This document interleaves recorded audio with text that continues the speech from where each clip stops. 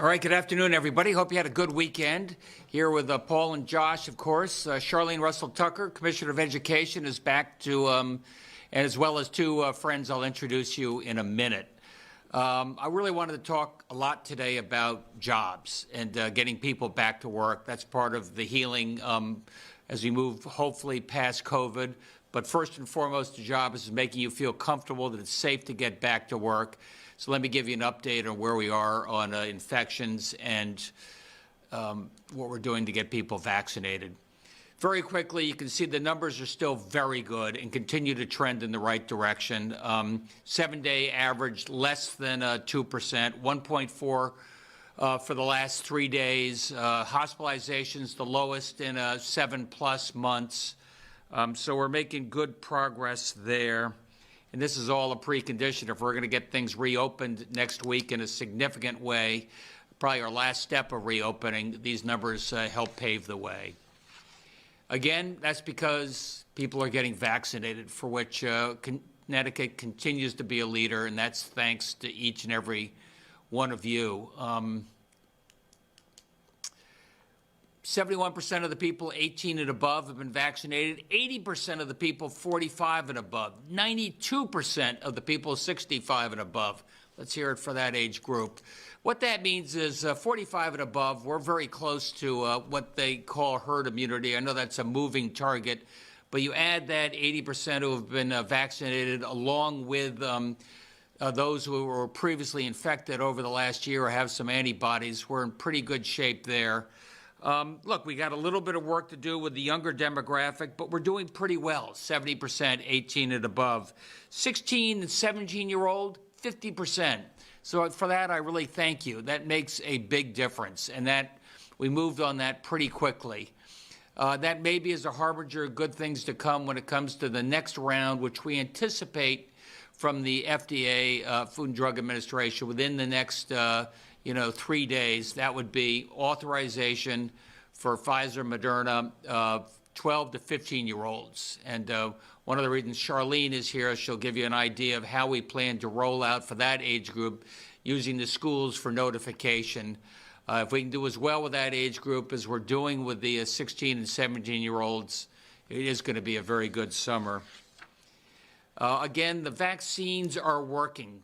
This is probably a chart you feel like you've seen before because we gave you this chart as regards Israel going back a few weeks ago. Israel is, say, 3 weeks ahead of us on the curve. And we showed you back then that once Israel got to 50% of the total population vaccinated, you saw the infection rates go way down. We're now at 57% of our total population vaccinated, and that means, 0 through. And you see our numbers are dropping off as well. Fair warning, we're at 57% total. Israel, which had a 3-week head start on us, is only at about 60% now of their total population vaccinated. So there, I hope they're not a canary in the coal mine that vaccinations fall off. We got to still keep our pedal to the metal on this, working with our younger people. Drinks on us. Get ready, because that's coming next week. Get vaccinated. So let's talk about jobs. There was a lot of discussion about this over the last 5 days. You saw the job numbers came in on the federal level. People were expecting, hey, 1 million jobs. We're overheating the economy. Happy days are here again. It was actually about a quarter of that number. So it just reminds us we still have some work to do around the country, and we have some work to do in Connecticut. Although we have made a real priority of getting people back to work over really the last 12 months since we started reopening on May 20th last year. So there are a variety of reasons that people are maybe still a little hesitant to get back to work. Some of it may be just, especially here in the Northeast where we're particularly hit by COVID, I do think there is some COVID hesitancy. That's why these vaccine numbers are so important to give people confidence it's safe to go back to work. There's been a lot of talk about the $300 true-up in the unemployment numbers. Maybe for some in the service sector, that's been an impact. But look, the service sector did grow faster than any other sector in terms of employment over the last month. That's true. And certainly in places like Texas and Florida, where there's a lot of service sector employment, the unemployment is not discouraged as much, but it's still worth looking at. Child care. A lot of folks, especially women, particularly hard hit, first to lose their jobs, first to lose their business. Home, child care expenses nowhere, schools closed. That has slowed things up, especially for women getting back into the workforce. That's why Miguel and now Charlene, we made such a priority of getting our schools open on time last September. You see child care. We talk about child care in terms of the advantage it gives a kid at the start of life. Also, by having the biggest expansion in daycare and child care in the history of the state. Thank you, Beth Bye. Thank you, Joe Biden. It's going to allow more people, more single parents, more moms to get back to work. I hope that makes a difference. Same with our summer learning camps, summer enrichment programs, they call it here. We're going to have that available, I hope, to we're providing resources for 24,000 kids. And if towns and superintendents match us on that, we'll be able to get the overwhelming majority of young people who haven't been in school for much of the last year a summer learning experience, and that allows their parents to get back to work. Debt-free community college is making that more available, and you'll hear more about the certificate program we have there, so you can get back to community college at no cost to you, child care provided, get your 16-week certificate program, and you've got a job. You've got a job in advanced manufacturing, you've got a job in nursing, we need nurses, that's for sure. You've got a job in a variety of other places where the skill set, we have to train people for the tens of thousands of jobs that we can't fill because people aren't trained for them. Scholarships, the Roberta Willis Scholarship, making college more affordable for everybody, independent as well as our public universities. What that's going to mean in terms of helping people get back to work. Workforce development, you've heard a lot of talk about training people for the jobs that are out there. I'll be able to introduce to you in just a minute Terrence Chang. Terrence Chang is amazing. He led UConn, Stanford, some amazing work-study programs in alliance with the local businesses there, getting people work experience while they're learning. And now he's going to be taking over our CSU system. He'll be able to talk a little bit about that. And today we're at the Swift factory in North Hartford, where it's an old factory. They used to do gold plating there. It's been sitting empty for a while. A lot of the residents of the community said, we walked by, saw this empty factory. What did it say about our community? What did it say about our future? And now it's filling up. It's filling up with entrepreneurs and the business people with a dream. And not only will they be able to get a certificate, so they got the skills they need, not only will child care be provided, but the Connecticut Future Fund, which I call the Connecticut Equity Fund, is there to provide $150 million in support to help the very smallest businesses get started so that they never lack for capital. And those are some of the ways that we're trying to make sure that we get our state moving again in terms of job growth and opportunity for everybody, nobody left behind. With that, let me reintroduce to you Charlene Russell Tucker. Charlene has taken the lead on our summer programs. She'll tell you a little bit about where we are on that, what you can do to sign up, and a little further on about what we're doing in our schools and learning and teaching and jobs. Charlene? Thank you, Governor, and so awesome to be here to share more about what we're anticipating a summer of enrichment and fun for our students, and I'm sure they can't wait having the year that they've had. Enriching the lives of Connecticut students has been certainly a mantra and something I know the governor has been supporting. And we know that back in April that we released an application to address the issue of accessing camps to parks and recreational or cultural centers to expand slots in those spaces, and also to share funding for innovative enrichment programming grants so that all our students and families will have access this summer. And so we're really excited because we launched the application. It closes today at 5 p.m.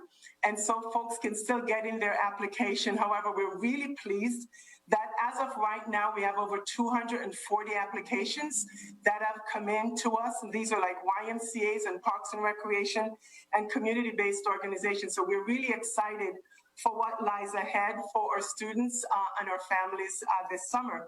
And we know that after we award the grants, which will happen on May 24th, so very quick turnaround time because we want the planning to take place. But then we also know after the planning takes place, we want to make sure that kids have access, they know about it, and that they'll be there, right? If we build it, we certainly want them to come.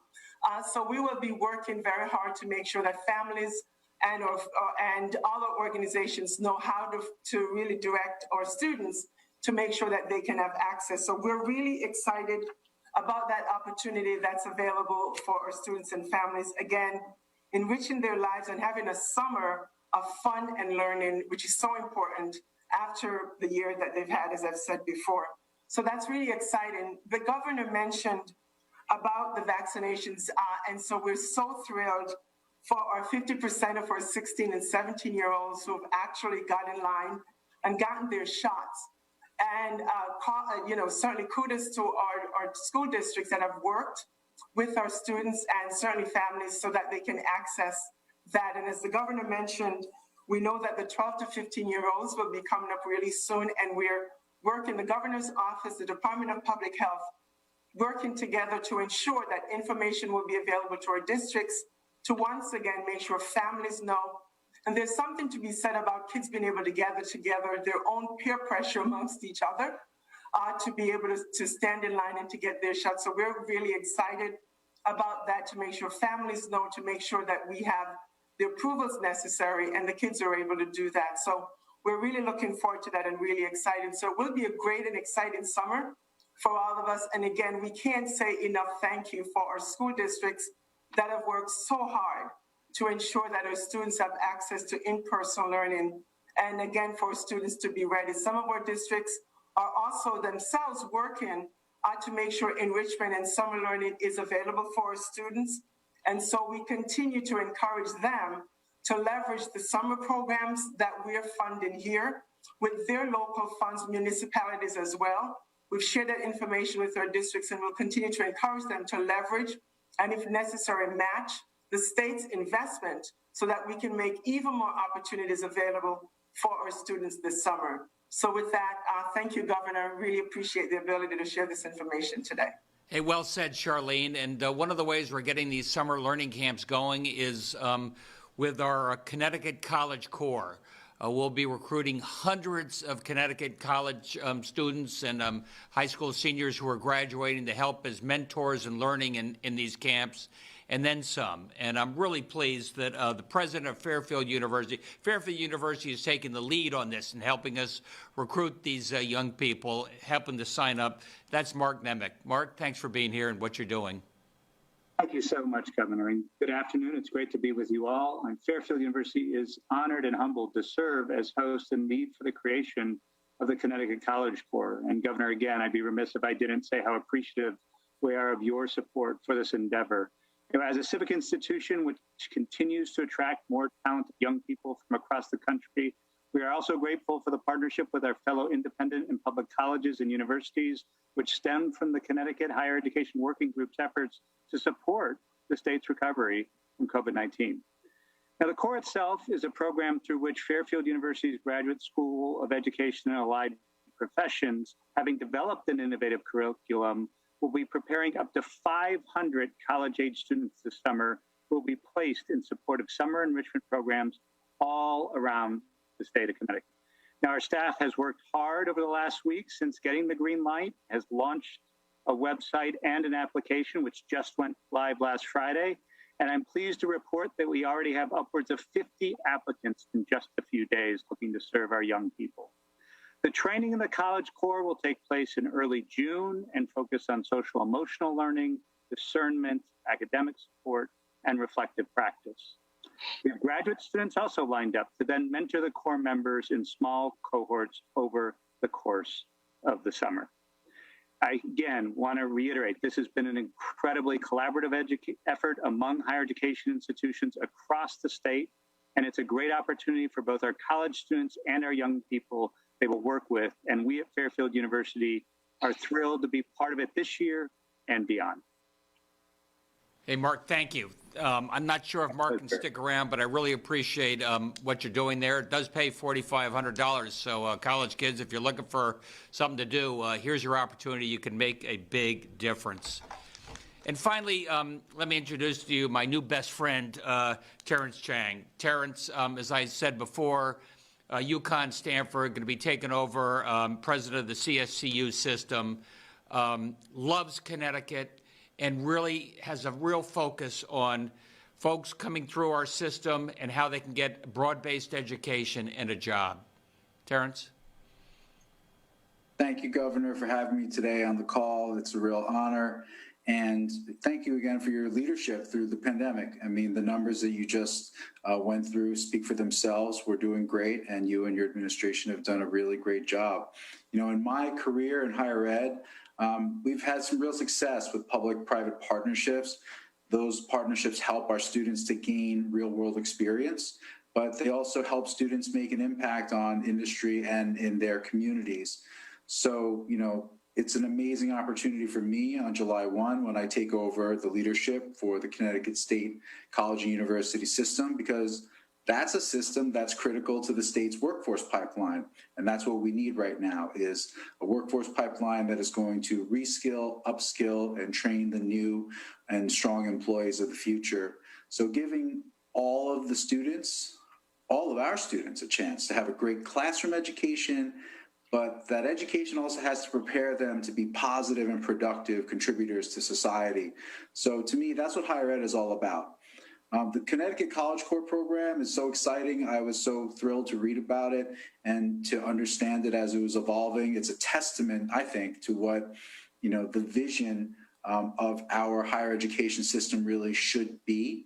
So I'll tell you, CSCU's 12 community colleges, the 4 universities, and Charter Oak State College, we're all ready to stand with that program and do whatever we need to do to get the state back on its feet and to get those students that have been disrupted back on their feet. The Connecticut College Corps program, I think, speaks directly to our mission at CSCU, that mission of access, but also for social mobility for all of our citizens.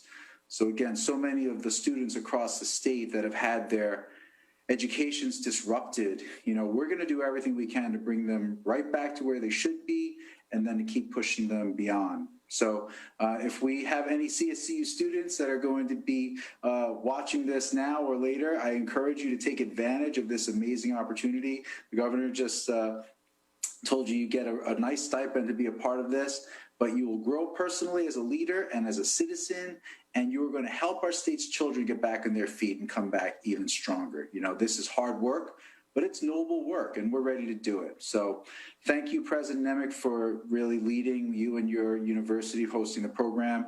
And just thanks again to the governor and your team for pulling us all together to tackle the challenge. All right, we're lucky to have you taking the lead at CSCU. So Terrence and Charlene are there, as of course are Josh and Paul. Any questions? Channel 3 Eyewitness News. Yes, Governor, my questions today are about kind of getting back to normal. Dr. Scott Gottlieb was on Face the Nation yesterday, and he mentioned that if we're at a point where cases are at 10 per 100,000, that the mask mandate could be dropped indoors, outdoors, just altogether. What are your thoughts on that? My thought is, as you know, the 19th next week, we're going to relax really all the business restrictions. We still have a significant number of our younger people who are not vaccinated, so we're going to have to think a little bit seriously about indoor masking a little bit longer, at least for that cohort. But I think we'll have some good news within a week. Okay. And then, also talking about getting back to normal, Dr. Fauci was saying that things would likely be back to normal across the U.S. by next Mother's Day. But from where we're sitting right now in Connecticut, when you take a look at the numbers that you showed earlier today, do you think that we're going to be back to normal by summer, or at least during the summer months? I do. I really do. Connecticut and America is really taking the lead on vaccinations. If we can keep this trend going for another month in terms of people being vaccinated, I feel pretty confident, especially in this part of the country where you saw the infection rate drop off a lot last summer. So we'll also have seasonality on our side as well. So I feel pretty good about that. The fall, we'll see if there are variants or anything that make us worry. But right now, I think it's a good summer. And my final one, and also kind of to that point, do we know the percentage of Connecticut businesses that are open to at least some degree right now? I think that's a real mixed bag, to tell you the truth. While a lot of businesses are saying you're welcome to come back at 50%, I think you're finding a number of employees are still a little hesitant to come back. So I can't tell you how many are at full throttle right now. I can't tell you the state employees, the state of Connecticut, many of them are forward-facing, have been showing up, taking care of their clients in person over the last 12 months. Thank you very much. NBC Connecticut. Good afternoon, everyone. Is there enough Pfizer vaccine available in preparation for it opening up to 12 to 15-year-olds on Thursday? And has the state requested more doses of Pfizer from the federal government if necessary? I think we're in good shape there, aren't we, Josh? Yes. The short answer is yes. Our providers did, in many cases, request additional Pfizer vaccine this week in preparation for 12 to 15-year-olds being authorized later this week. But we'll be very well prepared for that additional expansion of eligibility. Can you talk a little bit more about the preparations being made to hit the ground running on that age group when it opens up? We're going to be having specific clinics for schools, what we could see? Sure. Well, what we've learned in particular over the last month and a half vaccinating 16 and 17-year-olds is that when parental or consent from a guardian is required, which will be the case for the 12 to 15-year-olds, weekends are really the preferred option. And so we'll have a lot of expanded access this weekend coming up, both at our mass vaccination sites, but also at pharmacies, and a number of local health departments are going to do clinics. So there will be a lot of options available for parents and their children who want to get vaccinated in the next week. We are hearing a little bit about how parents themselves aren't hesitate to vaccinate themselves or their older children, those 17, 18 years old. But getting into the younger children, there's some hesitation there. How do you get past that obstacle? And I don't know if the commissioner has any thoughts on that as well. I'll just add to that, it truly is about education and providing as much information as possible for folks to be able to make those decisions. And we will certainly be working with DPH and the governor's office to share information with our school districts that they can also pass on to families. Thank you. You might just remember, Jamie, that Connecticut is a real leader in terms of overall young people getting vaccinated and people in general getting the flu shot, which is voluntary. So while there's a lot of noise in and around vaccinations, I think over time you're going to see more and more people with the confidence to know that allows their kid to get back to school safely. Thank you. News 8. Good afternoon. Governor Josh, when you talk about the vaccination and the community 45 and older, and that group of people getting close to herd immunity, once they get there, if they do get there first, can that start kind of a domino effect? And are there any studies that would indicate maybe which group of people, if it was more important for one group over another in terms of age to reach that herd immunity first? Try that, Josh. Well, as the governor mentioned earlier, I think herd immunity is a term that gets used in a lot of different ways, unfortunately. I mean, I think our goal is to get as many people in Connecticut vaccinated as possible, which cuts down on the risk of transmission, which means that we need to focus on younger people as well, as we were just discussing. But, when you get up to the levels we're at now with 80% of the people 45 and above vaccinated, those people 45 and above, represent 97% of the deaths that we've had in Connecticut from COVID-19. That gives us very robust protection among those who are most vulnerable and most at risk for severe illness and death from COVID. And that gives us a very firm foundation upon which to move forward with additional relaxation of the business restrictions, as we'll be doing next week, as the governor mentioned. So we feel good about where we are, but we want to continue driving those vaccination rates up as high as we can, just to continue to reduce the risk overall. And for the commissioner, when we're talking about moving forward and kids being in person or not in person, and the school districts won't be required to offer remote learning, has there been any pushback in that regard?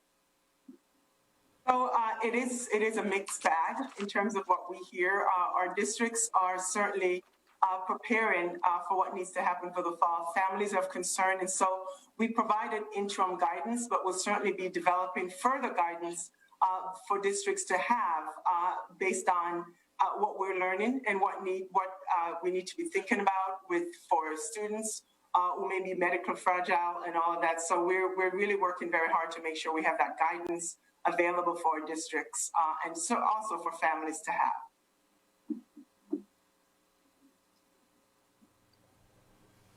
Fox 61.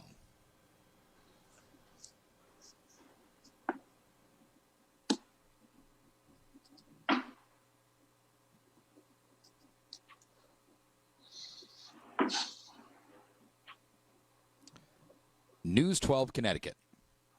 Hi, Governor. Just in really basic layman's terms, can you talk about what you're offering the nursing home workers and the nursing homes themselves to try to avoid this strike on Friday?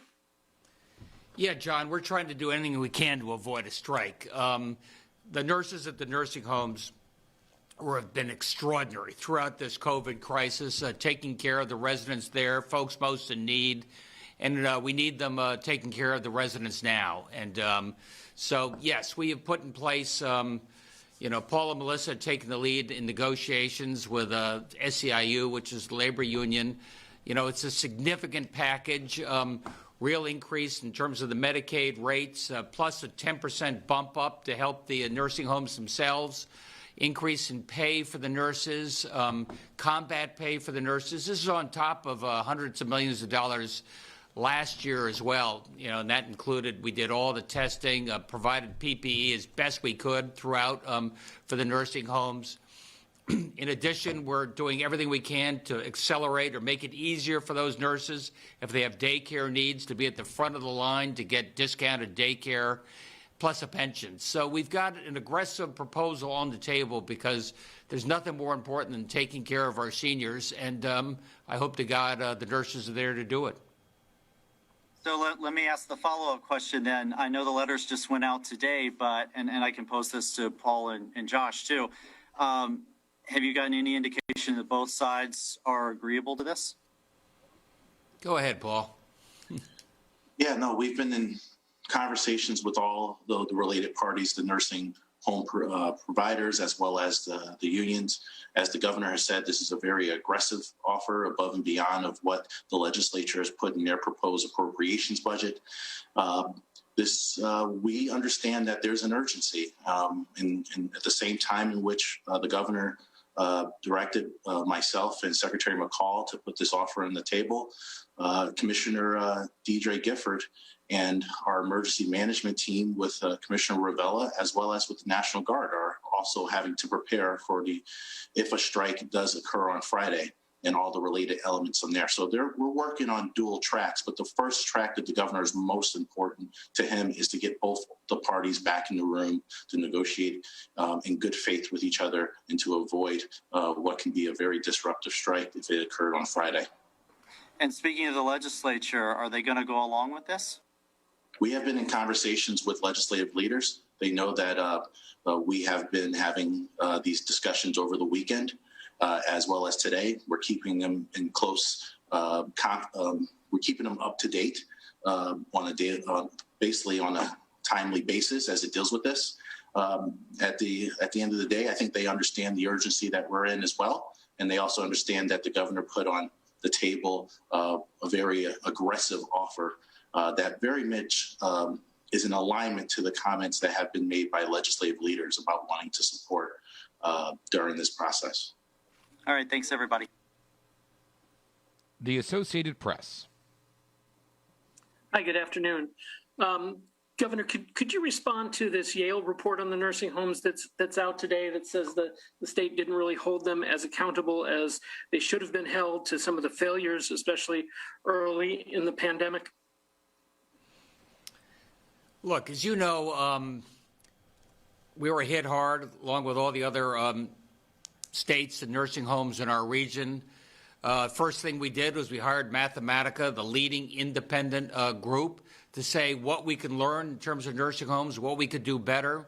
We put in place really strict protocols in terms of infections, really strict protocols in terms of testing, which made available to everybody. Now we've got everybody in our we prioritize the nurses in our nursing homes to get vaccinated, the patients to get vaccinated. But look, there were some outliers. There's not a lot of consistency. These are all private companies, these nursing homes, and some did better than others. We had to be really strict and really firm with nursing homes in terms of fines if they were not following the protocols carefully. We had to shut down one nursing home where a nurse went off-site and came back infected. So I'd like to think that we started out okay and we got better and better, and today there are no fatalities in our nursing homes. Thank you. In terms of the summer programs at the schools, Any idea what the interest level is among students at this point, and what would you consider successful in terms of getting these kids into some of these programs? Well, I'll take it and then kick it right to Charlene. But I got to tell you, I care deeply about the fact that while our schools are open, we have close to 100,000 kids who haven't been in school. I hear the stress. I hear the need for socialization.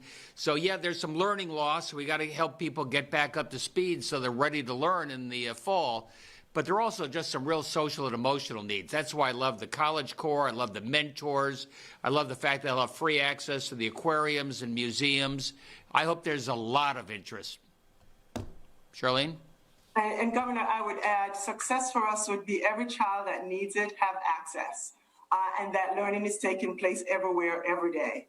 And so we will work double time to make sure after those programs are awarded, that we make sure that our school districts and our families or community organizations, wherever families and kids are, will know how to access those programs. We don't want anyone wanting to have a program and not be able to get there.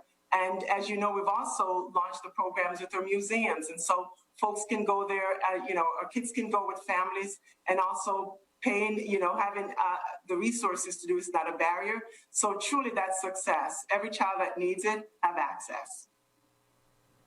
Great. And finally, do we know where we stand vaccination-wise in comparison to the rest of the states? These are pretty high vaccination numbers. Are we at the top? Are we near the top? Do you have anything to quantify that? Compared to other countries? Or go ahead, Josh. Compared to other states. Yeah, Connecticut's been pretty consistently in the top 2 to 3 to 4 states in the nation since the vaccines became available in December in terms of the percentage of our population that's been vaccinated. As of today, we're number 1 in the nation in terms of the eligible population that's fully vaccinated, and in the top 2, 3, 4 by almost every measure that you can slice it. So we're very grateful for the people of Connecticut and our providers who've worked so hard and so well over the last 4 or 5 months to get us to these levels that give us the basis to get back to a new normal here in Connecticut. Thank you very much. Hearst, Connecticut Media. Hi, for either Governor or Paul, do we have an estimate of the number of nursing home residents that could be impacted by the strikes on May 14th? Do you have that, Paul? We'll probably say close to 1,000 at this time. And how about an estimate of how many might need to be relocated, if a deal or agreement isn't able to be reached in time? We do not have that firm number at this time. But that's part of the plans that the various operators have to submit to you as the strike contingency plans? Yes, they have to submit strike contingency plans to the Department of Public Health. At that time, Department of Public Health will review those plans, which they are currently doing. Those plans were due late last night. If those plans are insufficient, then there will be other actions that the state would have to take as it deals with the health and wellness of the residents of the facilities. What are the actions that the state would take? One of which would have to do with a potential evacuation into other facilities if the plans are insufficient for the individuals to be in the facilities in which they're currently in. And those facilities could be in-state and or out of state? Correct. Okay. And then, Governor, you're able to put this aggressive proposal on the table, as you called it, due to the hundreds of millions in unspent Medicaid funds. Is that correct? Or we're able to put it on the table because, we're running a surplus. We're able to put it on the table because we had already projected increases in our original budget submission. We're able to put it on the table because we also have additional federal support, and it's the right thing to do. Look, I think we're doing everything we can to avoid this strike. I know what it means to the seniors. I know how tough it's been over the last year for them. And as Paul said, we also have some contingencies if people insist on striking. And then last question related to the summer proposals. What do you need from the legislature to accomplish that, and what kind of signals have you gotten from them on the plan? Paul? Well, the legislature will need to move forward and approve the federal funding package that the governor presented to them. I know that we have heard initial word from them that they were very pleased with the package they put forth, and they wanted to make some modifications. So Secretary McCall and myself and Josh Jabal, on behalf of the governor, will be having those conversations with the legislature so they can take it up in earnest in both chambers and to the governor's desk for his final signature.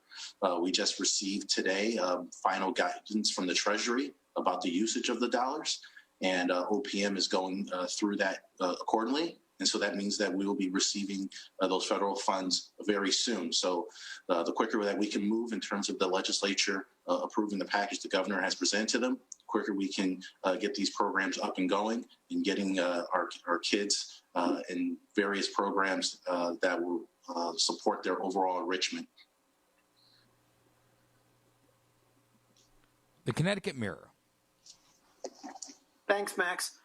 Governor, I wanted to talk to you a little bit more about the numbers on the nursing home. I realize you can't negotiate in the press, but one of the big things that seems like it's been separating you so far from the legislature is the willingness to use state dollars. The Appropriations Committee budget puts more state dollars into nursing homes in the coming biennium. Yours did not. We're still waiting for the Appropriations Committee's proposal for the American Rescue Plan, but Senator Austin called reporters today and talked about what they're looking to do there for nursing homes. That's more federal dollars than you've put in. Can you tell us at least if your aggressive proposal taps state money, or are you just relying on federal to try to solve this? No, Keith, it uses state money as well. So people have the confidence that 4.5% increase goes beyond the first 2 years. It includes a surcharge or an upgrade of 10% for nursing homes for the first 9 months.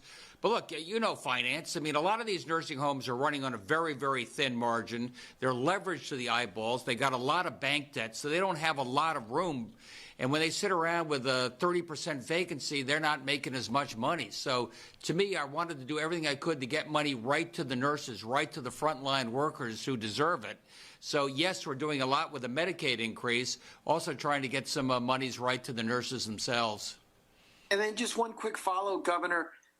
Technically, it might seem to the viewers like the nursing homes are negotiating with the state, but technically they're really negotiating with the homes, which have their own big ask. They're asking for like $300 million more a year. Can you really avert a strike just by putting in money for raises and staffing, or do you also need to a certain extent prop up the industry? In other words, cover some of the... That's an excellent question. Hey, look, we are there trying to bring peace between the nursing home operators, private operators, and 1199 SEIU. And we do fund almost all the expenses there with Medicaid, Medicare, and so the feds do Medicare. So we're trying to put together a package that makes the most sense. But you're right. People are asking us to prop up an industry that's going through real transition right now. There was a lot of vacancy in the nursing homes before COVID. There's a lot more vacancy now after COVID. We're finding the true up or giving an extra 10% for, say, 10 months. And let's see what the norm looks like. Maybe more people are going to be doing home health care in the future, and we're going to make sure we have an industry that reflects that. Thank you. The Hartford Current. Hi, Governor. It's Eliza Fawcett with The Current. We recently visited some vaccine clinics and saw that it was pretty slow. Most people were there for second doses, it seemed, which suggests that the rate of vaccinations is going to fall off pretty significantly in a few weeks. So what happens at that point? Well, as you know, we're pulling out every trick in the bag we can to incent people to get vaccinated. And I prefer incentives. I prefer urging people to do the right thing. And so far, I've been pretty pleased. I mean, I remember just a couple months ago, oh, my God, 50% of the people are so scared of vaccines they'll never get vaccinated. And now we have the overwhelming majority of our folks over the age of 40 who've been vaccinated. That's a very good sign. But you're right. Things may be trailing off for younger people. We may have to think of other ways to incent them to get vaccinated. Thanks. I also had a reader question. So when the FDA authorizes the vaccine for 12 to 15-year-olds, how soon will parents be able to take their kids to a clinic? Could that happen that evening if it happens at 3 p.m. in the afternoon, or would it take a while longer? Pretty fast, right, Josh? That's right. As has been communicated so far, we're expecting the ACIP committee to meet Wednesday afternoon, evening. And potentially, we're not sure, but potentially there could be guidance given that night. And if that's the case, our providers will be ready the following day. So, we'll be ready to go essentially as soon as we get clear guidance and direction from the federal government and the necessary instructions for our providers. We'll be ready to go right away. Thanks. And one last question for you, Governor. Your counterparts in Arkansas, Montana, and South Carolina are canceling the $300 in extra unemployment benefits from Washington, I guess in a move to prod workers back to their jobs. What's your position on that, and is that something that you would consider? I don't think so. Look, the $300 true-up ends in September, so there's a time fuse on it. But I have had discussions with Washington about how we can give people incentives to get back to work, not just $300 while they're not working. Thanks very much. The Day of New London. Hi, everyone. It's Sten Spinella with The Day. This is for Ms. Russell Tucker. Can you tell us what you'll be looking for in particular in these grant applications from YMCAs, Parks and Recs, other organizations? So thank you. So the grant application really asks for programs to tell us the programming that they will be providing. It also asks for a budget. And so it's just several of those basic things that we wanted to know. What are you doing? What's your staffing? It also asks whether they need staff and support, which goes back to the College Corps that would make that connection for them. And for the innovation grants, it's really about what are you planning to do that's new and different and innovative for enrichment opportunities and activities for students. Thank you. And just one more. This is for anyone. For the upcoming school year, what kind of options do students and parents have if they want to learn remotely and they're some of the only ones in the class asking to do so? I know, Governor, you said that they will be accommodated, but how exactly, what exactly will that look like? Charlene, what exactly will that look like? It's a great question, Governor, and we're working on it as we speak because there's also legislation right now that's proposed that will ask the department to develop some standards around remote learning. And so those are the questions that we really need to consider as we recognize it's so critically important for students, for their emotional, social emotional well-being, that they are indeed connecting with their peers and connecting with their teachers in person. And we know how important that is. And so we continue to share that information, even with families, that the in-school learning opportunities is really the best for students, understanding that there may be issues that we need to think about, and that's why we will develop additional guidance for our districts. Okay, great. Is there any sense of when that guidance will be, sent out to schools? So we're working on that right now, and I would say within the next, month or so, we will be able to do that. Our districts certainly want to be planning, and so we're working as quickly as we can to do that. Thank you. The Waterbury Republican American. Thanks. Just a clarifying question on this, the school, summer school programs. I was under the impression that this was $11 million that was coming from the ARPA allocation directly to the State Department of Education. So one, I'm not sure that legislative approval is required for this particular initiative. Am I wrong there? I believe the $11 million is what's coming from our state allocation. That's our share. That's our 20% share of what we're getting for education, more broadly speaking, Paul. What Charlene was saying was hopefully our mayors and our superintendents of schools will match us on that, so that money goes right to their school district or goes right to their community, so we can expand the summer enrichment program for their students. Yeah. And also, Paul, I was also mentioning that there's other dollars that are connected to what's the proposal for the legislature that it's part of our greater enrichment agenda that would have to get approved as well.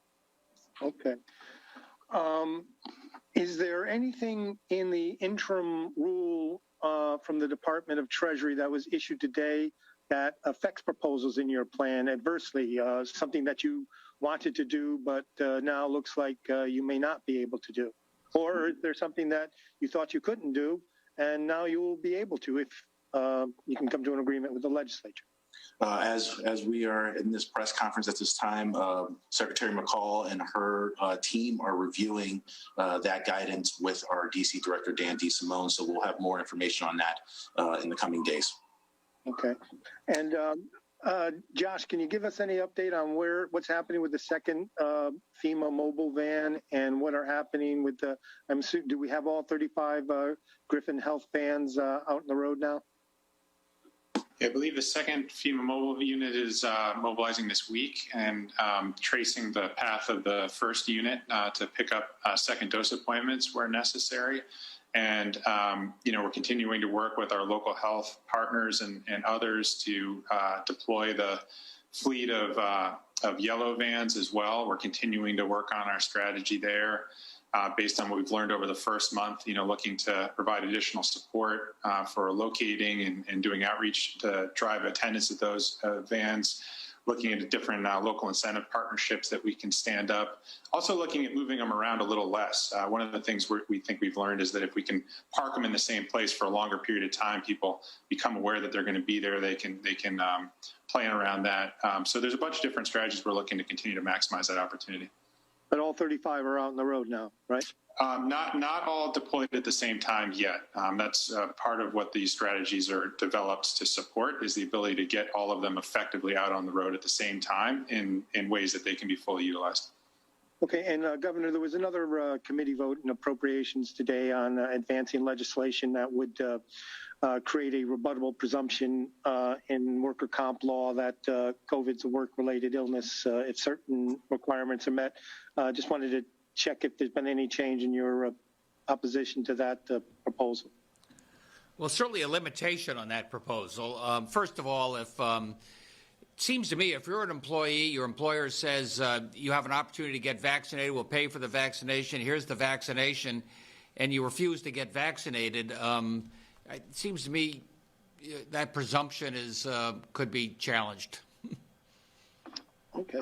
And I know I've asked you this before, just want to clarify since we're talking about possibly setting up vaccination clinics for 12 to 15-year-olds. There are no plans at this moment to require a COVID vaccination to attend public and private schools and licensed daycare programs in the state. No, Paul, there are no plans for that, but, this keeps coming up. What if people don't get vaccinated? Are there plans this way? You're going to do remote learning if they don't? Get vaccinated. That answers all these questions. That means that you can go to the restaurant safely. You don't have to worry about who's been vaccinated, who hasn't. You can go to school safely. We don't have to worry about you don't feel safe, so you got to go remote learning. If people get vaccinated like they do for all the other vaccines, we're going to be in very good shape. Okay, thank you very much. CT News Junkie. Thanks, Max. Governor, let me take another swing at Paul's question just then. Would you rule out that requiring vaccinations, COVID vaccinations for schools? It's my least popular option, but I think people have got to be vaccinated getting back into that classroom. I'm going to have a hard time getting teachers into that classroom if people aren't vaccinated. But, obviously for the younger grades, that's different. That's why we're going to require the masks at least through the end of this school year. And we'll see where we are next year. But I feel very confident that teachers will all be vaccinated, staff will all be vaccinated, and people know they can get to school safely. Is there some threshold of our percentage of students you think should be vaccinated before you would consider that? Well, Hugh, remember, nobody under the age of 12 is going to be vaccinated. So they're in a separate category of their own. So let's give us a little time to see what the mood of the nation is at that point. But I think I'm hesitant to do any mandates at this point. Okay. I want to also ask about the cannabis bill. We're about a month out from the end of the session. Has there been any movement there in negotiations? I can tell you that, Paul and his team put together a very complete law for consideration by the legislature. It's sitting on their desk, and we're ready for some decisions. Paul? I think you said it directly, Governor. Our negotiating team, led by Jonathan Harris, have been meeting with legislative negotiators. We are waiting for them to provide us a revised draft. In the meantime, we also are now getting work on a budget, making sure we stop a nursing home strike, moving forward with gaming legislation, and ensuring that the governor has a budget that is supportive of his overall goals. So we have a lot of things that we need to work on in the month of May. So we'll be waiting to hear back from the legislature on this. Yeah, as you kind of just said, there's a lot of other stuff going on right now. Do you still look at that and see it as a realistic, likely proposal this year, or you think it's going to sort of fall off the wayside? I would say this: the governor has stated that a bill that can get to his desk that represents what he feels he can sign, he will sign. With that said, we have a lot of things we need to do in the month of May in a very short session, in addition to managing our COVID protocols and everything of the such. So time is of the essence when it comes to this piece of legislation, as it does with all pieces of legislation. The negotiators on the legislative side understand that, and we're waiting to hear back from them. Okay, thanks. I had just one quick question, probably for Josh. I think I heard you guys say that 50% of 16 and 17-year-olds have been vaccinated. I didn't. What's the 18 through 45 cohort like broken out? How many of those folks have been vaccinated? Interestingly, slightly lower. So the 18 to 24-year-old cohort is at about 45%. So, perhaps the influence of parents there a little bit on their 16 and 17-year-olds, which in a positive way.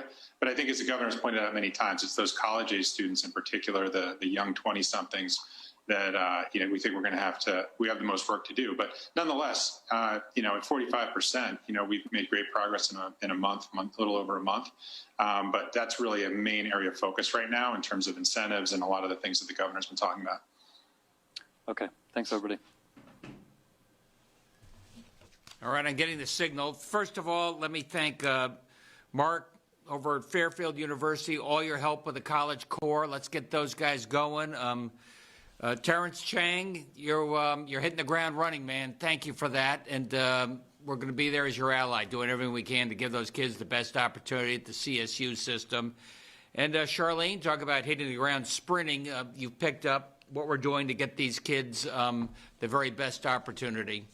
Starting this summer, no time wasted. Here, I guess, let me just say something very positive.